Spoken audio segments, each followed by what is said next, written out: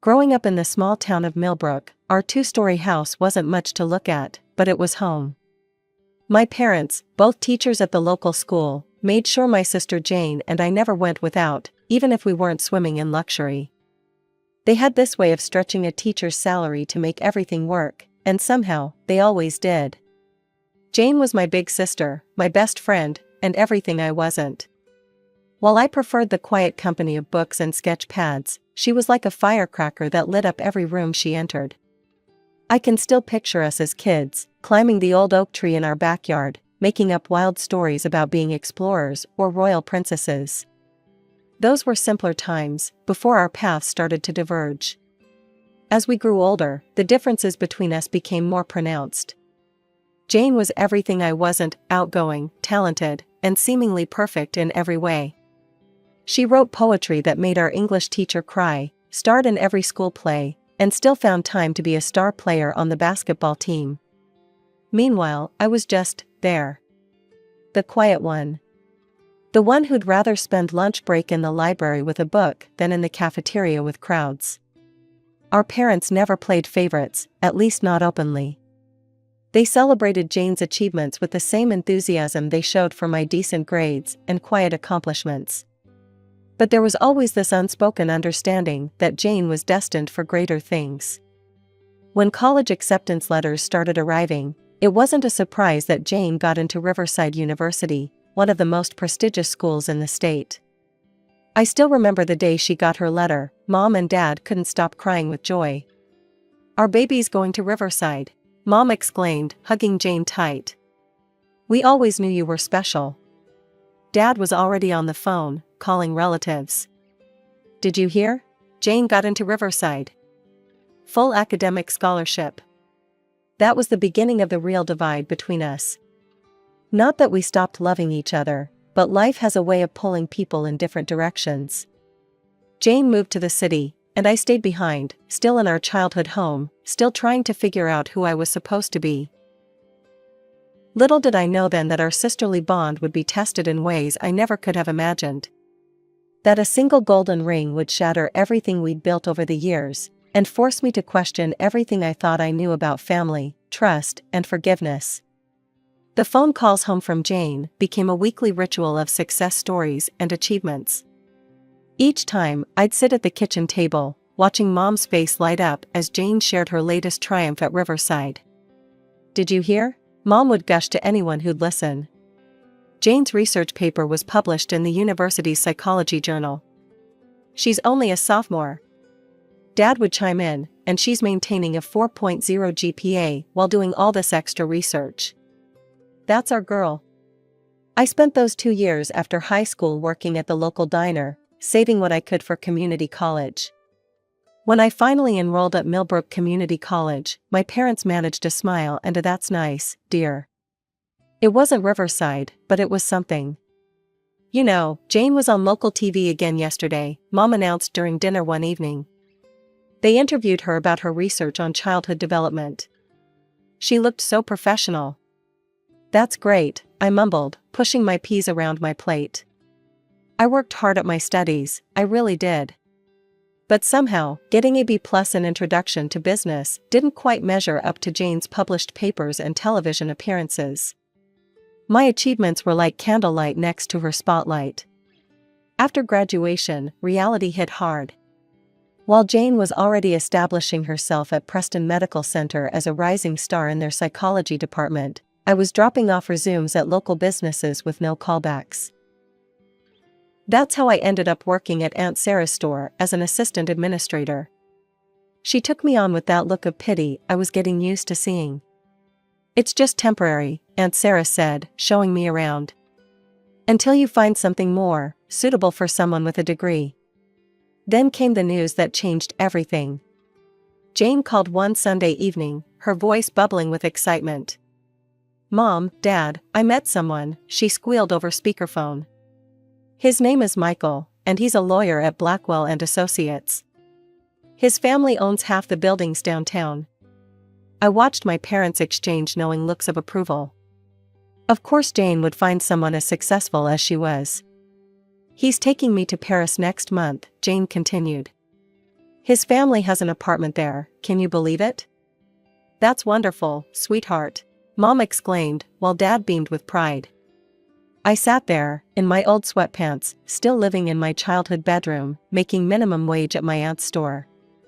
The contrast couldn't have been starker. Jane, the successful psychologist dating a wealthy lawyer, and me, the underachieving sister who couldn't seem to get her life started. When do we get to meet him? Mom asked eagerly. Soon. He's taking me to that new French restaurant this weekend, but maybe next week we could come for dinner? I excused myself from the kitchen before they could see the tears welling up in my eyes. It wasn't that I wasn't happy for Jane, I was.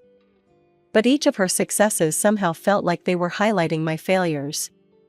Every step forward she took seemed to push me 2 steps back in comparison. Holidays became a showcase of Jane's exciting life. She'd sweep into our parents' house like a celebrity, bringing stories of important clients, breakthrough therapy sessions, and glamorous dates with Michael. And then the CEO himself thanked me in front of the entire board, she'd say over Thanksgiving dinner, while I quietly passed the mashed potatoes. Tell them about that conference in Boston, honey, Mom would prompt, beaming with pride. I'd sit there in my work clothes from the store, still living in my childhood bedroom, because minimum wage doesn't get you your own apartment in this economy. Even my aunt's employee discount couldn't help me save enough to move out. Then came the announcement we all knew was coming. It was during Christmas dinner when Jane stood up, Michael beside her, both grinning ear to ear. We're getting married, she squealed, extending her left hand to reveal a stunning gold ring with a diamond that caught every light in the room. It's been in my family for generations, Michael explained proudly. My great-grandfather gave it to my great-grandmother in 1925. Mom burst into tears of joy, Dad opened his best bottle of wine, and I forced a smile while something heavy settled in my stomach. The next few months were a whirlwind of wedding preparations. Jane was at the house constantly, turning our modest home into wedding planning central. Every surface seemed covered with bridal magazines, color swatches, and guest lists. One Saturday in early spring, I had a rare day off. I was sprawled on my bed with my worn copy of Pride and Prejudice when I heard Jane and Mom in the garden below my window. These roses will look perfect for the reception, Jane was saying. We should plant more along this fence. Careful with your ring, sweetie, Mom cautioned. Those thorns can catch on anything. You're right, Jane replied. This glove keeps catching on it. I'll just put it here on the bench for now. I returned to my book, half listening to their chatter about flower arrangements and table settings. The afternoon sun was warm through my window, and I was just getting to my favorite part when I heard Mom's voice.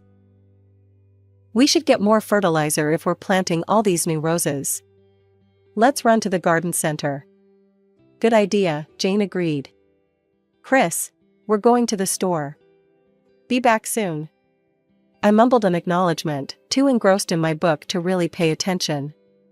The house fell quiet except for the distant sound of birds in the garden. When they returned, the peace was shattered by Jane's panicked voice. Mom, the ring. It's gone. I looked up from my book at the commotion. Through my window, I could see Jane and Mom frantically searching around the wooden bench, pushing aside gardening tools and flower pots. It was right here. Jane's voice was getting higher with panic. I put it right here on the bench. Don't worry, honey, we'll find it, Mom assured her, but I could hear the worry in her voice. It has to be here somewhere. They searched until the sun started to set, combing through every inch of the garden, but the ring was nowhere to be found. That's when I first saw it in their eyes when they looked up at my window, that flicker of suspicion that would soon grow into something much darker. With shaking hands, Jane dialed Michael's number. I could hear his voice through the phone from across the room, growing louder with each word. What do you mean you lost it? His voice boomed through the speaker. That ring has been in my family for 4 generations. My great-grandmother wore that ring through 2 world wars. I'm so sorry, Jane sobbed. We'll find it, I promise. You'd better find it. The violence in his voice made me flinch. I don't care what it takes. That ring is irreplaceable. After she hung up, Jane turned to me, her face twisted with an expression I'd never seen before. You took it, didn't you? What? I felt like I'd been slapped. Jane, I was in my room the whole time. Exactly. You were the only one here. She was screaming now, mascara running down her cheeks. You've always been jealous of me. Mom stepped forward, her face hard. Christina, if you took the ring, you need to return it right now. I didn't take anything. My voice cracked. I swear. Then you won't mind if we search your room, Dad said, already heading for the stairs. I followed them up to my bedroom, watching helplessly as they tore it apart. They rifled through my drawers, emptied my jewelry box, flipped my mattress, and dumped out my purse. Books scattered across the floor, clothes were strewn everywhere, and even my private diary was read page by page. It has to be here somewhere, Jane muttered, throwing my sweaters onto the floor. Hours of searching turned into days, then a week. Each day, the accusations grew worse. Just admit it, Jane cornered me in the kitchen one morning. We all know you took it because you're jealous. You can't stand that I'm getting married while you can't even get a date. Jane, please. Look at you, she spat. 27 years old, living with Mom and Dad, working a pathetic job that Aunt Sarah gave you out of pity. You're a loser, Christina, and you couldn't stand to see me happy. Mom stood in the doorway, arms crossed. We're going to call the police if you don't return it. Go ahead, I shouted back, finally breaking. Call them. I have nothing to hide because I didn't take your precious ring. Each word was like a knife, cutting deeper than the last. The worst part wasn't the accusations or the threats, it was the look in their eyes. The absolute certainty that I was guilty, that I was capable of betraying my own sister out of jealousy and spite. Word spreads fast in a small town. Within days, my parents' version of events had reached every corner of Millbrook. At the grocery store, former neighbors avoided my gaze. At church, people who'd known me since childhood suddenly found reasons to sit in different pews. I was restocking shelves at my aunt's store when I heard her voice behind me. Christina, Aunt Sarah's tone made me freeze. We need to talk. In her small office, she didn't even offer me a seat. Your mother called me this morning. Aunt Sarah, please. She held up her hand. I took a chance on you when no one else would. And this is how you repay me? By stealing your sister's engagement ring? I didn't. Clean out your locker and turn in your keys, her voice was ice. I won't have a thief working in my store. The walk home felt like a death march. Maybe Mom and Dad would finally see how this was destroying my life. Maybe they'd realize I would never do this. I found them in the kitchen. Aunt Sarah fired me, I said, my voice small. Mom didn't even look up from her coffee. Pack your things. What? You heard your mother, Dad said. We want you out by tomorrow morning. The room started spinning. You're kicking me out? Where am I supposed to go? Maybe you should have thought about that before you stole from your sister. Mom finally looked at me, her eyes harder than I'd ever seen them. You brought shame to this family, Christina. I can't even look at my friends in the face anymore. I'm your daughter, I whispered. No daughter of mine would do what you've done. Her words cut like glass. You have until morning. I stumbled upstairs in a daze, pulling my old gym bag from the closet. How do you pack up a life in one bag? Which pieces of yourself do you choose to take? Clothes went in first, enough for a week, maybe 2. 1 pair of sensible shoes. My laptop, wrapped in a sweater. Then came the harder choices. The books that had been my friends when I had none, Pride and Prejudice, Jane Eyre, Little Women. Stories of other women who had to find their way in a hostile world. Through it all, I couldn't stop crying. These walls had heard my first words, seen my first steps. This room had been my refuge through every storm of my life. Now it was just another place I wasn't welcome. My phone buzzed with messages from old friends. I can't believe you would do this, and how could you? And don't contact me again. Sitting on my stripped bed, surrounded by the remnants of my life, I realized there was nothing left for me in Millbrook. Every bridge was burned, every door closed. Whatever I was going to become, it wouldn't be here. I had to leave. Not just this house, but this town, these memories, this life that had become a prison of accusations and distrust. Somewhere out there, I had to believe, was a place where I could start over. Where no one knew me as the sister who stole the ring, the daughter who betrayed her family, the girl who wasn't good enough. At 3 a.m., while staring at my phone's dwindling contact list, I remembered Rachel. We'd been close in college, before life pulled us in different directions. My fingers shook as I dialed her number, praying she still used it. "Chris?" Her voice was groggy with sleep. "What's wrong?" The whole story poured out of me between sobs. When I finished, there was a long pause. "I have a spare room," she said finally. "I'm in Portland now. It's not much, but it's yours if you want it." I checked my bank account, $342.17. Just enough for a one-way bus ticket to Oregon and maybe a meal or two. "When can you come?" Rachel asked. "Tomorrow," I whispered. "I have to leave tomorrow." The bus ride took 2 days. I spent most of it staring out the window, watching the familiar landscapes of my life fade into unknown territory. My gym bag sat on my lap like a life preserver, everything I now owned contained in one small space. Rachel was waiting at the station, just like she promised. She hugged me without hesitation, and for the first time in weeks, I felt human again. "The store where I work is hiring," she said as we drove to her apartment. "It's just retail, but it's something." I started the next day. The store manager took one look at my business degree and my desperate eyes and handed me a name tag. "You start on Register 3. I threw myself into the work like it was a lifeline. Every shift, every sale, every minute was 1 minute further from Millbrook and the wreckage I'd left behind. When other employees complained about long hours, I volunteered to stay longer. When they grumbled about difficult customers, I took them on with a smile. 3 months in, they made me a floor supervisor. 2 months after that, assistant manager. By the 8-month mark, I was managing my own department.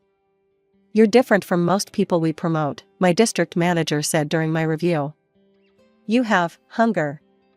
He was right.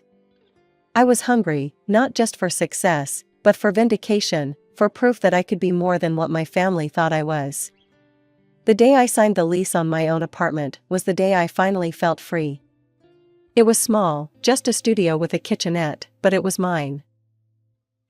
No one could tell me to leave, no one could search through my things, no one could question my right to be there.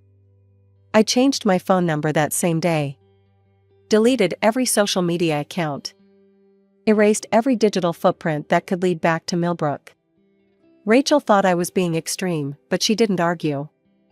"They're still your family," she said once, carefully. "No," I replied, unpacking boxes in my new place. "Family believes in you. Family stands by you." They stopped being my family the day they chose not to believe me. At night, in my new bed, in my new life, I sometimes wondered about them. Was Jane married now? Did Mom still garden? Did Dad still read the paper every morning at the kitchen table? But wondering was dangerous. Wondering led to doubting, and doubting led to that dark place where I questioned everything, including myself. So I focused on work, on building something new, on becoming someone who couldn't be dismissed or discarded. Someone who didn't need anyone else's approval or belief. Someone who could survive being erased from her own family's story. Despite my best efforts to move forward, there were nights when curiosity got the better of me. On those nights, I'd ask Rachel to check Jane's social media accounts from her phone. "She got married," Rachel told me one evening, scrolling through photos. "Big white dress, church wedding. Your parents look happy in the pictures." I nodded, pretending the information didn't cut like a knife. A year later, "She's pregnant," Rachel reported, showing me a photo of Jane cradling her belly, Michael's hand protectively placed over hers. She looked radiant. For years passed this way, me building my new life in Portland while getting occasional glimpses of my old one through Rachel's phone screen. For years of watching my family's life continue without me, through carefully curated photos and posts that never mentioned the missing daughter, the lost sister. Then came the call that changed everything. "Chris," Rachel's voice was breathless. "You need to see this." She sent me a screenshot of Jane's latest post. "To my sister Christina, I'm sorry. I was wrong. If anyone knows where she is, please help me find her. I need to make this right. Please share this post. Help me find my sister." I stared at the words until they blurred. "It's probably some kind of trick," I said finally. "I don't think so," Rachel replied softly. "Look at the comments. Your parents are there too, begging you to contact them." My hands shook as I read their comments. "Mom, please come home, sweetheart. We need to talk to you. Dad, we made a terrible mistake. Please give us a chance." After 4 years of silence, their words seemed surreal. But something in their desperation felt genuine. I called the old house number, half expecting it to be disconnected. Mom answered on the first ring. "Hello?" Her voice hadn't changed. "It's me," I said quietly. The sharp intake of breath, then, "Christina? Oh God, Christina." I could hear her crying, calling for Dad. Their voices tumbled over each other. "Please come home.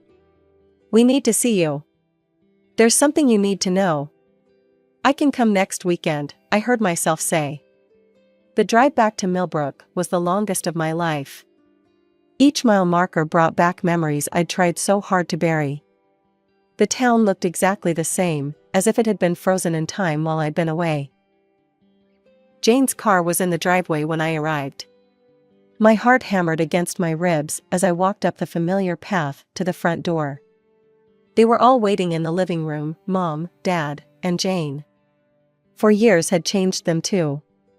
Mom's hair was grayer, Dad looked smaller somehow, and Jane was holding a sleeping baby about 4 years old on her lap.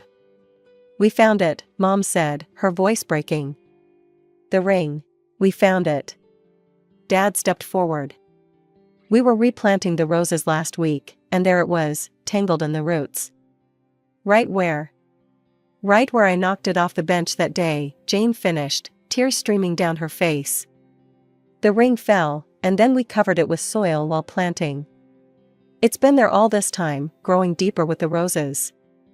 The revelation broke something in all of us. Suddenly, the living room was filled with raw, uncontrolled sobbing. Mom collapsed into Dad's arms, her whole body shaking. Dad's quiet composure finally cracked as tears streamed down his weathered face. Jane sank to her knees, her cries waking her sleeping son. And I, after 4 years of holding everything inside, of being strong, of surviving, I finally let go. The tears came in waves, years of pain and loneliness pouring out in gut-wrenching sobs. "I'm so sorry, Chris," Jane choked out between gasps. "I was horrible to you. Cruel. Unforgivable. I let my fear and Michael's anger cloud my judgment. I chose to believe the worst about my own sister." Mom reached for my hand, but stopped short, uncertain. "We failed you as parents," she whispered through her tears. "We should have believed in you, protected you. Instead, we..." She couldn't finish. "Please," Jane pleaded, "tell us how to make this right. I'll do anything. We all will." I looked at them, these people who had once been my whole world, then my worst nightmare, and now I wasn't sure what they were. "I can't just pretend the last 4 years didn't happen," I said finally, wiping my eyes. "You didn't just accuse me, you condemned me. Turned the whole town against me. Threw me out with nothing but a gym bag and no place to go. What if..." Mom hesitated, then continued, "What if we saw someone? A family therapist? Someone who could help us rebuild what we broke." "Once a month," Dad added quickly, his voice still thick with emotion. "As long as it takes." I looked at the little boy on the couch, my nephew, I realized with a start. He had Jane's nose and Michael's dark hair. 4 years of his life had passed without an aunt. "I'm not moving back to Millbrook," I said firmly. "I have a life in Portland now. A good job. Friends who stood by me when no one else would." "We understand," Jane said. "We don't deserve to have you back in our lives. But if you're willing to try, even a little." It took 3 months before I agreed to my first holiday visit, Thanksgiving. I brought Rachel with me for support. The dinner was awkward, full of careful conversations and avoided topics, but it was a start. Dr. Martinez, our family therapist, helps us navigate the harder conversations. In her office, we talk about trust and betrayal, about the weight of expectations and the poison of assumptions. Sometimes we leave her sessions angry or hurt, old wounds reopened. But slowly, carefully, we're learning to hear each other. Jane's son, my nephew Tommy, is the easiest part. 4-year-olds don't carry grudges or remember family sins. To him, I'm just Aunt Chris, who brings him books from Portland and teaches him to draw. His innocent love is like a bridge between who we were and who we might become. The roses still bloom in Mom's garden, including the ones that grew around that ring for 4 years. Sometimes I look at them and think about how truth, like a ring in the earth, can get buried under layers of assumptions and accusations. But truth, like those roses, finds its way to the surface eventually. I'm not the same person who left Millbrook with a gym bag and a broken heart. They're not the same people who cast me out. We're all learning that healing, like gardening, takes time, patience, and constant care. Some days are harder than others, but we keep trying.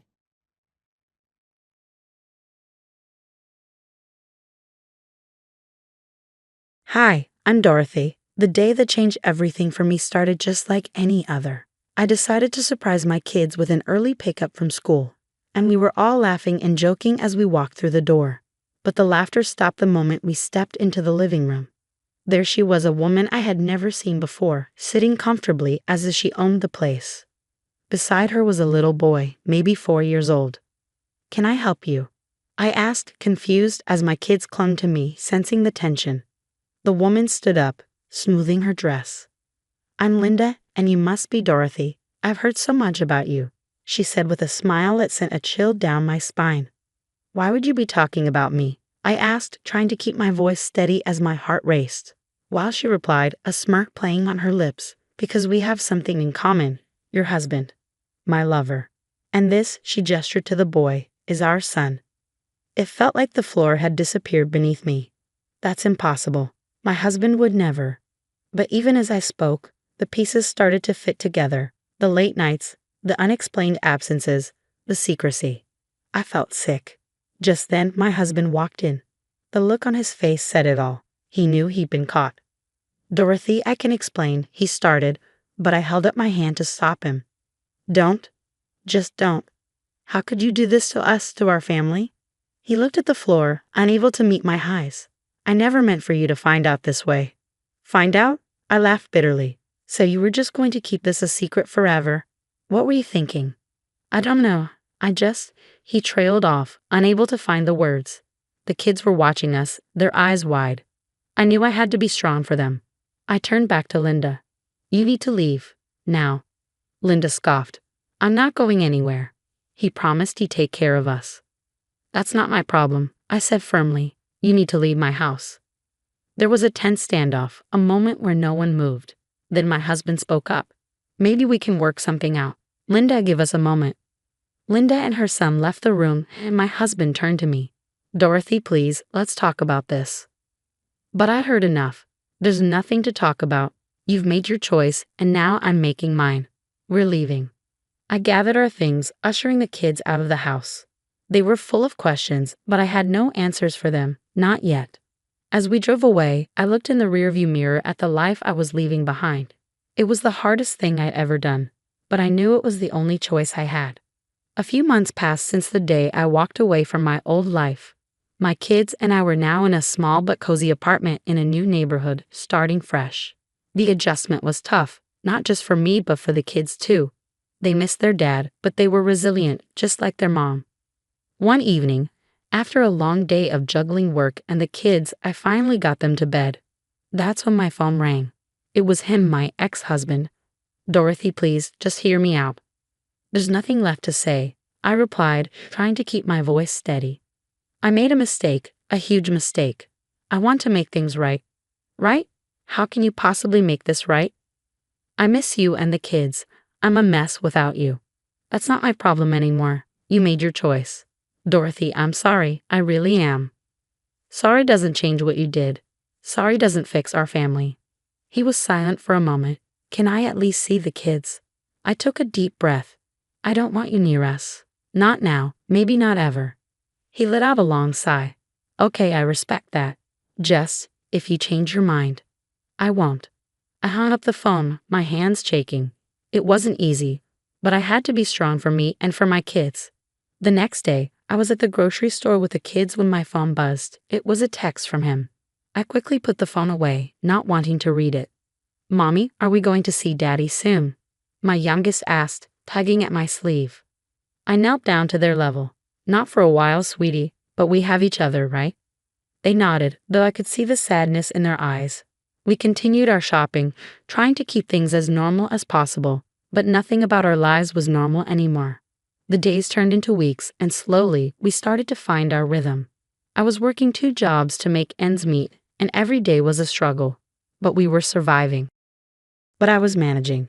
The kids were doing well in school, making new friends, and starting to smile more. One afternoon, after picking them up from school, we found a letter slipped under our door. It was from him, a long apology filled with promises and pleas for forgiveness. I read it, then tore it up and threw it away. That evening, I sat down with the kids. "Your dad sent a letter. He's sorry for what he did." "Do you forgive him?" my oldest asked, looking up at me with curious eyes. I sighed. "It's not that simple. What he did hurt us a lot. Forgiving him won't change what happened." They nodded, understanding more than I gave them credit for. As the weeks turned into months, I found strength I never knew I had. I was more than just a betrayed wife. I was a survivor, a fighter, a mother who would do anything for her kids. No matter what life threw at us, I knew we would make it through together. A year flew by, and life settled into a new normal. I had worked tirelessly, and it paid off. I was promoted at work, a recognition that felt like a small victory in my larger battle. One crisp autumn morning, as I was dropping the kids off at school, my colleague Jenna called. "Dorothy, have you heard the latest about your ex?" "No, and I don't care to." "Well, he's in a bad spot. Linda left him, and he's drowning in debt." I paused, taking a moment. Not my circus, not my monkeys. Still, it must feel like some kind of justice, right? "I'm more focused on my own life, Jenna." We hung up, but her words lingered in my mind. Despite everything, I couldn't help but feel a pang of something, not pity, maybe just the remnants of a life I once thought I'd have. The day went on, and I immersed myself in work. My kids were thriving too, making friends, excelling in school. It seemed we were all doing better, moving on. Then came the school's annual fall festival. The kids were excited, dressed in their costumes and buzzing with energy. We were enjoying a puppet show when I felt a tap on my shoulder. It was him, my ex-husband. "Can we talk?" I took a deep breath. "Not here, not now. I just want to see the kids. I've missed so much." "They're doing fine, better than fine, actually. I know I messed up, but I want to make things right." "Making things right doesn't mean you get to walk back into their lives like nothing happened." He looked down, defeated. "I'm their father, Dorothy. I have a right to see them. You lost that right when you decided to have another family." We were interrupted by the kids running over, excited to show me their crafts. "Mommy, look what I made." I smiled at them, my heart swelling with love. "It's wonderful, sweetie." As they ran off to play more games, he lingered, watching them. Seeing them like this, happy and healthy, it's all I wanted. I turned to him. "They are happy and healthy because I made sure of it, because I picked up the pieces you left behind." He nodded, understanding the unspoken message. "If you ever change your mind." "I won't." He left then, disappearing into the crowd. I watched him go, feeling a sense of closure. My children's laughter pulled me back to the moment, to the life I had fought so hard to rebuild. We spent the rest of the evening enjoying the festival, the joy on their faces a reminder of how far we'd come. That night, as I tucked them into bed, I realized that our journey hadn't been easy, but it had brought us to a place of peace and happiness, a place we had created, just us. And that was all that mattered. 2 years passed since I turned the page on a chapter of my life filled with betrayal and hurt. In its place, I had written a new story, one where my children and I were the main characters, living a life of stability, happiness, and growth. I had become something of a role model in my community, often speaking at events to inspire other single mothers.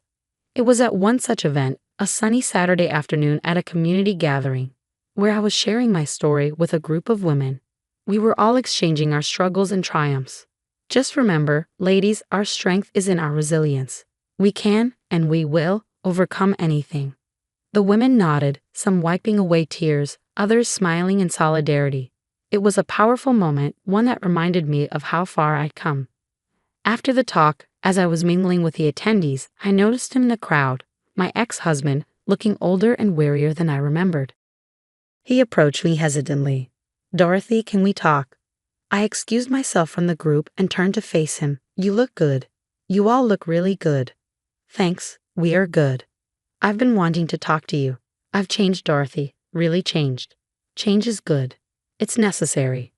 I know I can't undo the past, but I want to be part of your and the kids' lives again." I took a moment, letting his words sink in. It's too late for that. We've moved on, the kids and I. We're happy. I know I don't deserve a second chance, but I'm asking for one anyway. Your choices have consequences. We're living ours, and you need to live yours. He looked down, a mix of regret and acceptance in his eyes. "I'm sorry, Dorothy, truly sorry. Your apology is noted, but it doesn't change anything. Our lives are our own now, and they're good, really good." He nodded slowly, understanding the finality in my words.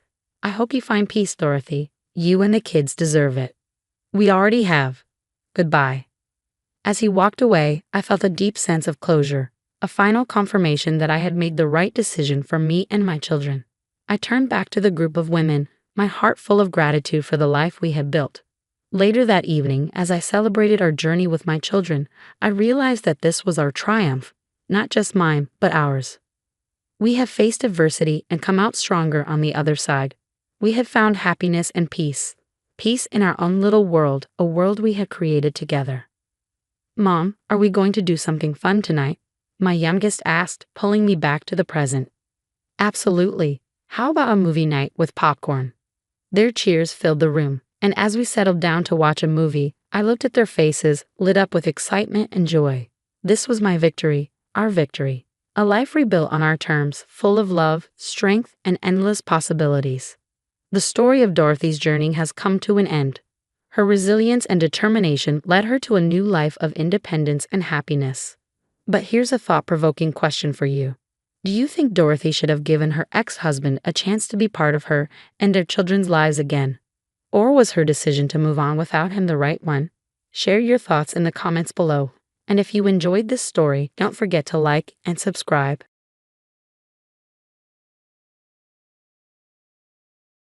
Hey there, I'm Lena Martinez, a 33-year-old graphic designer trying to balance work, family, and some serious in-law drama. Let me fill you in on what's been going on. My daughter Sophia just turned 7. She's the absolute light of my life. My husband Alex and I have been planning her birthday party for weeks now. You should see how her eyes sparkle every time we talk about it. It's like Christmas morning all over again. "Mommy, can I invite Zoe and Emma, and maybe Lucas too?" Sophie asked, bouncing with excitement. "Of course, sweetie. We'll make sure all your friends get invitations," I said, ruffling her hair. Alex chimed in with a grin. "This is going to be the best party ever, princess." But here's where things start to get complicated. My in-laws, Vivian and Robert Thompson, and I, well, let's just say we don't exactly see eye to eye. They have this annoying habit of playing favorites with their grandkids, and their golden child is my nephew, Ethan. He's 9, and to hear them tell it, the sun practically shines out of his you-know-what. I remember last Christmas, Vivian was gushing over Ethan's macaroni art like it was a masterpiece, barely glancing at Sophia's handmade card. "Oh, Ethan, you're so talented. This belongs in a museum," she cooed while Sophia's little face fell. It took everything in me not to say something. So when it came time to plan Sophia's party, I knew I had to bite the bullet and ask Vivian if we could use their place. They've got this huge house that would be perfect for a kid's party. I procrastinated as long as I could, but finally, I made the call. "Hey Vivian, it's Lena," I said, trying to sound upbeat. "Oh, hello Lena," she replied, sounding about as thrilled as if I were trying to sell her a vacuum cleaner. "Sophia's birthday is coming up, and we were wondering if we could use your place for her party. It would be perfect with all that space," I said. There was a long pause. I could practically hear her rolling her eyes through the phone. "I suppose that would be all right," she said finally, as if she were doing me the biggest favor in the world. "Great, thanks so much. We were thinking the 15th. Does that work?" She mumbled. "Listen, Lena, I've got to run. We'll talk details later." And just like that, she was gone. No asking about Sophia, no excitement about her granddaughter's birthday. I hung up the phone, feeling that all too familiar mix of frustration and disappointment. Alex took one look at my face and knew. "Your mom again?" he asked, wrapping an arm around me. "Yeah," I sighed. Sometimes I wonder if she even cares about Sophia at all. "Hey, don't let them get to you," Alex said, giving me a reassuring squeeze. "We're going to throw Sophia an awesome party, with or without their enthusiasm." I nodded, trying to shake off the negativity. We had a party to plan, after all, and nothing, not even my ice-cold in-laws, was going to ruin it for my little girl. Little did I know, this was just the beginning of a birthday drama that would change everything. 2 weeks before Sophia's big day, I called Vivian to finalize the details. I was feeling pretty good, thinking maybe we were finally getting somewhere. "Hi Vivian, it's Lena. Just wanted to touch base about Sophia's party next Saturday." There was a long pause on the other end. "Oh, about that," she began, and my stomach dropped. I knew that tone. It never meant anything good. "We've actually scheduled Ethan's birthday party for that day, so we won't be able to host Sophia's party after all." It felt like I'd been punched in the gut. "What?" "But we've been planning this for weeks. Sophie's been looking forward to it for months." "Well, Ethan's party has been in the works for quite some time. It simply slipped my mind when you called earlier. Surely you understand that his party takes precedence. He is older, after all." I couldn't believe what I was hearing. "Are you serious right now? Sophia is your granddaughter too. How could you do this to her?" The argument escalated quickly. Vivian kept insisting that Ethan's party was more important and that they couldn't possibly change the date now. It was like talking to a brick wall. Then came the real kicker. "Besides, we've already called Sophia's friends' parents and told them the party was canceled." I saw red. "You did what? How dare you go behind our backs like that?" After hanging up, I was shaking with anger and disbelief. How was I going to tell Sophia? The thought of breaking her heart was almost unbearable. When I finally sat her down and explained, her little face crumpled. "But Mommy, why don't they want to have my party? Did I do something wrong?" "No, baby, no. You didn't do anything wrong," I said, pulling her close. "Sometimes grown-ups make mistakes and bad decisions, but we'll figure something out, okay?" Alex was stunned when I told him. At first, he couldn't believe his parents would do something like this, but as the reality sank in, I saw a fire in his eyes that I'd never seen before. "I'm going over there right now," he said, grabbing his keys. I wanted to be a fly on the wall for that conversation. When he came back, he looked drained but determined. "They're not budging. I can't believe they're choosing to hurt their own granddaughter like this." The next day, I ran into Michael at the grocery store. I couldn't hold back and confronted him about the situation. "Oh, come on, Lena. It's not that big a deal. Sophia's only 7. She probably won't even remember this birthday anyway. Ethan's party has been planned for months. You can't expect everyone to draw everything for your kid," he said nonchalantly. I was fuming. "She's your niece, Michael. Don't you care about her feelings at all?" He just shrugged and walked away, leaving me standing there, speechless and seething. Later that week, I stopped by my in-laws' house to pick up some of Sophia's toys she'd left there. As I approached the door, I overheard voices coming from the open window. "I can't believe Lena made such a fuss," Vivian was saying. "It's not our fault Sophia isn't as bright or talented as Ethan. Why should we have to pretend otherwise?" "Exactly," Michael chimed in. "And let's be honest, Lena and Alex aren't exactly parents of the year material. No wonder Sophia's so ordinary." It felt like I'd been slapped. Is that really what they thought of us? of my sweet, beautiful Sophia. Over the next few days, I noticed Sophia becoming more withdrawn. Her teacher called, concerned about her sudden drop in grades and participation. It broke my heart to see her light dimming, all because of the cruelty of people who were supposed to love her unconditionally. That night, as I tucked her in, Sophia looked up at me with sad eyes. "Mommy, why don't Grandma and Grandpa love me like they love Ethan?" In that moment, I knew something had to change. This wasn't just about a birthday party anymore. It was about protecting my daughter from the toxic influence of people who clearly didn't have her best interests at heart. I kissed her forehead, my mind already racing with plans. "They're the ones missing out, sweetie," I whispered. "But don't you worry. Mummy's going to make sure everything turns out okay." After that night with Sophia, I knew I couldn't stay silent any longer. It was time to expose Vivian and Robert's toxic behavior once and for all. I started digging through old photos, videos, and emails, documenting every instance of their blatant favoritism and mistreatment. There was the Christmas where Ethan got a brand new bike while Sophie received a coloring book. The family picnic where Vivian fawned over Ethan's every move but barely acknowledged Sophia's presence. It was all there in black and white. I reached out to our family friend Sarah, who had witnessed some of these incidents firsthand. "Lena, I've been biting my tongue for years," she confessed. "The way they treat Sophia, it's not right. Count me in." Other friends came forward too, each with their own stories of Vivian and Robert's cruel behavior. It was like opening the floodgates. When I told Alex about my plan, he was hesitant at first. "Lena, are you sure about this? They're still my parents." "Look at our daughter, Alex," I said, pointing to Sophia's closed door. "She's hurting. We need to protect her."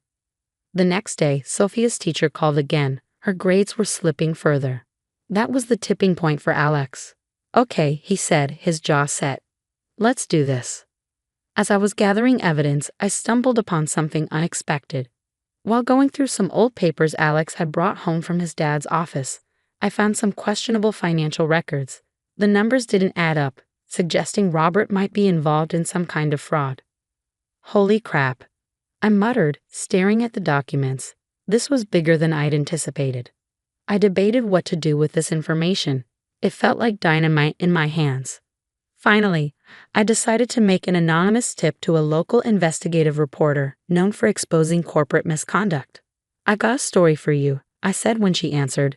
"It involves family drama, favoritism, and potential fraud at Thompson Industries." The reporter, Jessica, was intrigued. "Can you provide any evidence?" "I can do one better," I replied. "How'd you like to witness it all firsthand?" That's when Alex and I hatched the plan for a family reunion at our house.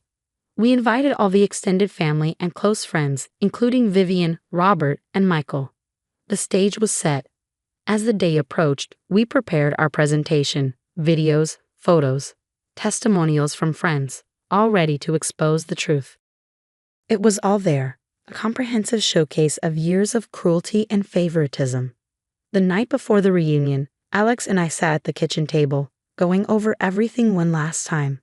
"Are you nervous?" I asked him. He nodded slightly. "A little, but you know what? I'm more excited to finally stand up for our family, for Sophia." I squeezed his hand. "Me too. It's time they face the consequences of their actions." As we were about to head to bed, my phone buzzed. It was a text from Jessica, the reporter. "Got your tip. Did some digging. This goes deeper than you think. I'll be there tomorrow. This story is going to blow up." I showed Alex the message. His eyes widened. "Looks like we're in for one hell of a family reunion," he said. I nodded, a mix of anticipation and nervousness churning in my stomach. Tomorrow, everything would change. The truth would finally come out, and Vivian and Robert would have to face the music. As I checked on Sophia one last time before bed, I saw her peaceful sleeping face and felt a surge of determination. This was for her, for every tear she'd shed, for every moment of self-doubt caused by her grandparents' cruelty. Tomorrow, we'd set things right. I kissed her forehead softly. "Sleep tight, sweetie," I whispered. "Tomorrow's going to be a big day." The day of the family reunion arrived, and as expected, Vivian, Robert, and Michael swaggered in, noses held high. I took a deep breath, steeling myself for what was to come. "Everyone, thank you for coming," I began, my voice surprisingly steady. "Today we're going to talk about what family really means. I launched into my speech, laying bare years of hurt and favoritism. Then I hit play on our presentation. Gasps filled the room as photo after photo, video after video exposed the truth. "How dare you?" Vivian screeched, but her protests were drowned out by the murmurs of shock and disgust from the other guests. Just then, Jessica, the reporter, walked in. "Mr. Thompson, I'd like to ask you about some financial discrepancies at your company." Robert's face went pale. "I don't know what you're talking about," he stammered. "Oh, really?" Jessica pressed. "Because I have documents suggesting otherwise." In his panic, Robert blurted out, "It was just a few adjustments to the books, nothing serious." The room fell silent. Then sirens wailed in the distance as the police arrived to question Robert. Vivian and Michael tried to spin the situation, but their manipulation only served to alienate them further. Amid the chaos, I felt a tug on my sleeve. It was Sophia, her eyes wide. "Mommy, what's happening?" I knelt down beside her. "We're making things right, sweetheart." Suddenly, Aunt Linda spoke up. "Enough of this drama. Sophia, honey, isn't it your birthday soon? Why don't we celebrate that instead?" The mood in the room shifted as Robert was led away and Vivian and Michael skulked out. The rest of the family rallied around Sophia. Impromptu decorations appeared, a cake was ordered, and soon laughter filled the air. In the weeks that followed, Robert faced legal consequences for his fraudulent practices. Vivian and Michael found themselves excluded from family events, their toxic behavior no longer tolerated. Alex and I made the difficult but necessary decision to cut ties with his parents. We focused on creating a loving, supportive environment for Sophia. A year later, we celebrated Sophia's next birthday surrounded by true family and friends.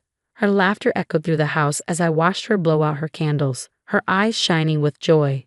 I knew we'd made the right choice. Our little girl was flourishing, free from the shadow of her toxic grandparents, enveloped in genuine love and support. The story has come to an end. Now I have a question for you. If you were in my shoes, would you have exposed your in-laws' behavior publicly or tried to handle it privately? What do you think are the long-term consequences of either choice? Share your thoughts in the comments below. Your experiences and opinions could help others facing similar situations.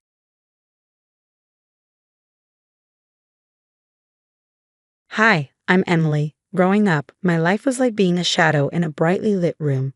Always there, but rarely noticed. You see, my younger brother Jake was the golden child. Our parents gave him everything he wanted, while I had to fight for every small achievement. When I was about 8, I remember one Christmas morning when Jake threw a tantrum because I got a new bike. It was secondhand, but it was new to me. Before the day was over, my parents rushed out to buy him a brand new one just to stop his crying. That was my normal. Things didn't improve as we got older. High school was a mix of me getting good grades and Jake barely passing, with our parents praising his mediocre efforts as if he'd won academic awards. "Emily, why can't you be more supportive of your brother? He needs us more," my mom would say. It was always about what Jake needed. By the time I was 18, I had enough. I packed my bags and moved out, finding a job at a local garage sweeping floors and doing oil changes. The owner, a gruff old guy named Bill, saw something in me.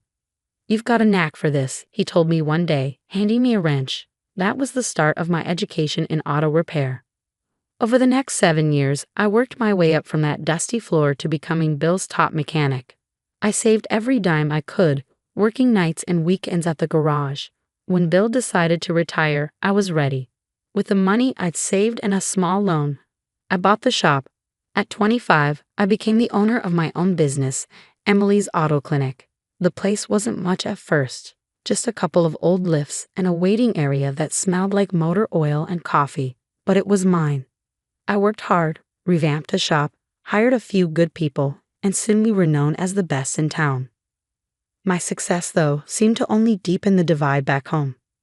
My parents, still doting on an increasingly aimless Jake, viewed my independence as a challenge rather than an achievement. I heard through the grapevine, thanks to Aunt Linda, who couldn't keep a secret if it was super glued to her lips, that they were baffled at how I did it all on my own. "Emily's just lucky, I guess," my dad would say, his voice tinged with disbelief, but luck had nothing to do with it. It was all those nights under the hoods of cars, Every weekend spent learning about engines and electrical systems, while Jake partied and squandered the college fund our parents had scraped together. Yet despite all this, there's still a part of me that loves them. It's why, when they showed up at my shop that day with Jake in tow, my heart didn't just sink, it shattered. "Emily, we need to talk," my dad said as they walked into my shop unannounced, Jake trailing behind them like he owned the place. "Sure, what's up?" I asked, sensing something was off. Dad cleared his throat, glancing at Jake before speaking. "Well, Emily, we've been talking, and we think it's time Jake took over the business here." I laughed, thinking it was a joke. "Come again." "Yeah, Emily, I'm ready to run things now. You can stay and work the floor, but I'll handle the business side of things," Jake said, his tone casual as if this was the most natural thing in the world. The room seemed to spin for a moment. "You're serious?" I stared at them, my heart pounding in disbelief. Mom chimed in, her voice soft but firm. "It's for the best, honey. You know how hard it's been for Jake since he dropped out. This could really turn things around for him." "But this is my business. I built it from scratch," I protested, my voice rising. Dad's tone was stern. "And it's time you thought about family, Emily. Jake needs this more than you do now." "Needs it? I earned this. Why should I just hand it over?" I couldn't believe what I was hearing. Jake sneered. "Because I'm the one who should have been doing this all along." "You just got lucky, sis." "Lucky? Do you even hear yourself?" I was shouting now, anger flaring. "I worked day and night to build this place. You never even liked mechanics." Mom tried to soothe the situation. "We know you've worked hard, Emily, but Jake is your brother. Helping him is the right thing to do. Help by giving away my business. How is that fair?" Dad was losing patience. "Life isn't always about what's fair, Emily. It's about family. This is my livelihood. You're asking me to just step aside for him. What about what I want? What about what I've worked for?" Jake scoffed. "Come on, Emily. It's not like you can't find another job. Let me have this." "That's enough. This is my shop, and I'm not handing it over to anyone, especially not under these ridiculous circumstances." Mom looked at me with disappointment. "I thought you cared about your family, Ellie." "I do care, but this isn't caring. This is taking advantage." The tension in the air was thick. Each word from them felt like a betrayal. "You need to leave now." Dad shook his head as they turned to go. "Emily, you're making a big mistake." As the door slammed behind them, my breaths were heavy, a mix of rage and heartbreak. They came here to strip me of everything I had worked for under the guise of family support. This was the moment I knew things would never be the same again. Crash. The sound of breaking glass jolted me out of my paperwork. I rushed to my office door just in time to see Jake climbing through the broken window, his face twisted in determination. "What the hell are you doing, Jake?" My voice was a mix of shock and anger. He brushed off his jeans nonchalantly. "Dad said you agreed to let me take over today. Figured I'd start early." "Agreed? Are you insane?" "I never agreed to anything." I couldn't believe the audacity. Jake smirked, moving past me to sit at my desk. "Come on, Emily. Dad said you'd see sense. It's time for me to run things." "This is breaking and entering, Jake. Get out now, or I'm calling the cops." My hand hovered over my phone. He shrugged, clearly unbothered. "Go ahead. Dad will just bail me out. You really think he'll take your side over family?" "Family? Is that what you call this?" My anger boiled over as I dialed 911. I reported the break-in while Jake watched, his smirk never fading. The police arrived within minutes. An officer stepped into my office, assessing the situation. "Jake, you need to leave now, or you'll be arrested for trespassing," he warned. Jake stood up, defiant. "She's my sister. She's making a big deal out of nothing." I shook my head, my resolve hardening. "I want him arrested. He broke into my office and refuses to leave." The officer nodded and cuffed Jake. Once the police had taken Jake away, I sat in the quiet of my vandalized office, the broken window a stark reminder of the day's events. The next morning, I applied for a restraining order. As I sat in the courthouse filling out the forms, I felt a mix of relief and sorrow. This was the final break. My family's entitlement had pushed me to this point, and there was no turning back. The restraining order was granted without issue, and the judge's stern look as he handed it to me seemed to convey an understanding beyond what he could put into words. Leaving the courthouse, The weight of the day settled over me. This wasn't just about a broken window or a disrupted office. It was about breaking free from a lifetime of being undermined and undervalued. That night, I secured the broken window as best I could and made plans for a new security system. The reality of my situation was clear. If Jake and my parents were willing to go this far, who knew what they'd try next? But one thing was certain. I was not going to let them destroy what I had built. As I locked up the shop, I looked around at the tools and cars, each one a testament to my hard work and dedication. This was my place, my achievement. No amount of familial manipulation could take that from me. It was time to move forward, to build even bigger, and to prove that I was more than they ever gave me credit for. The shop was quiet, the only sounds being the distant hum of the city and the occasional clank of metal cooling in the night air. In that moment, I knew I had made the right decision. The days following Jake's arrest and my filing for a restraining order were a whirlwind of gossip and mixed reactions. Walking into the local diner, I could feel eyes on me, whispers trailing in my wake. Some of the townspeople sided with my family, their glances cold and judgmental. "Emily, how could you do that to your own brother?" Mrs. Thompson, a longtime family friend, asked, her disappointment palpable. I sighed, my patience wearing thin. "He'd broke into my shop, Mrs. Thompson. I had to protect my business." Others, however, admired my resolve. Mike, a fellow business owner, clapped me on the back as I left the diner. "You did what you had to, Emily. Can't let family push you around if it's bad for business." Grateful for the support, I focused on the path ahead. The incident with Jake had exposed vulnerabilities in my business that I couldn't ignore. It was clear I needed to fortify my shop, both legally and financially, to prevent any future claims or disruptions. I spent the next few weeks meeting with lawyers and financial advisors, tightening up every loose end. "Emily, it's essential you have clear legal documentation about the ownership and operations of your shop," my lawyer, Mr. Carlson, advised during one of our sessions. We drafted several documents that solidified my sole ownership and laid out explicit protocols for business operations and succession. Meanwhile, I also worked on a strategic plan for expansion. I had always envisioned opening a second location, and now seemed like the perfect time to move forward.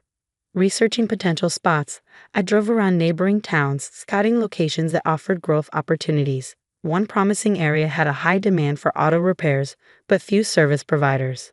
I negotiated a lease for a suitable space, envisioning a new branch of Emily's Auto Clinic that could serve a broader community.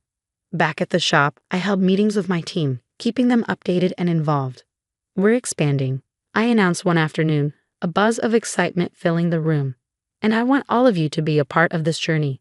We're not just a team, we're a family, the kind that supports each other." This period of reaffirmation and growth was busy but fulfilling. As I implemented the new security systems and reinforced our practices, I felt a renewed sense of purpose. My evenings were spent reviewing business plans and preparing for the opening of the new location. Every step I took was a testament to my dedication to my craft and my independence. It wasn't just about proving my family wrong anymore. It was about building the life I deserved. It was about proving to myself that I could rise above any challenge. As the dust settled from the upheaval with my family, I turned my focus outward, forging a path that was wholly my own. The community's response was mixed, but over time, those who supported my decision to stand firm against my family's entitlement began to rally around me, forming a new chosen family.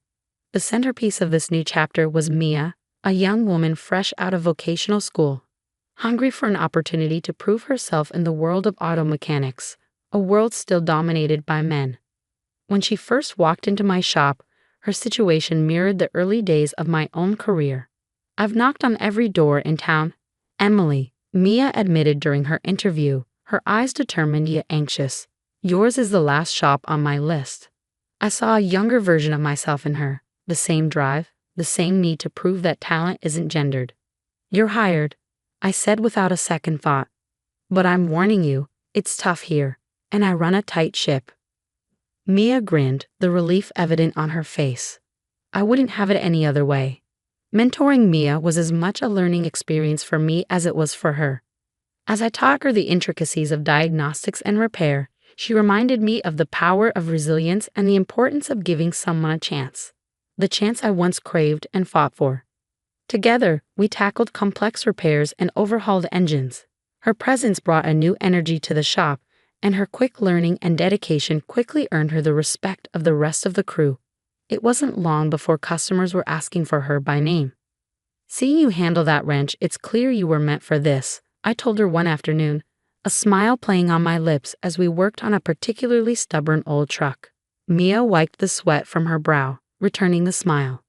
"Couldn't have done it without a great teacher." The culmination of our hard work and community support came to fruition with the grand opening of the second location of Emily's Auto Clinic. To celebrate, I organized a community event inviting local businesses, customers, and friends to join us for a day of celebration. The event was a hit, a carnival of sorts with food stalls, music, and free vehicle checkups. Children darted between stands, their laughter mingling with the chatter of the crowd. It was more than a promotional event. It was a testament to the community that had embraced me and the business I had built from the ground up. As I stood back and watched the festivities, I couldn't help but reflect on the journey. My parents and Jake were nowhere in sight, their absence a stark contrast to the full, vibrant scene before me. They had chosen their path, one that led them away from this success and happiness.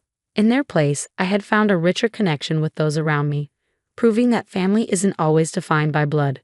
It's defined by the support, respect, and love you find along the way.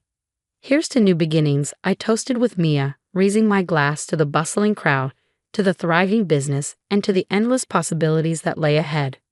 As the sun set behind us, painting the sky with hues of orange and purple, the lights from the event cast a warm glow over everything. This was more than my recovery, it was a rebirth. That's the end of my story. Now here's a question for you all. Do you think Emily was right to stand her ground against her family's demands, even though it led to estrangement? Or should she have found a compromise to maintain family unity? Share your thoughts in the comments below. Don't forget to like this video and subscribe to our channel for more stories of resilience and triumph. Thank you for watching.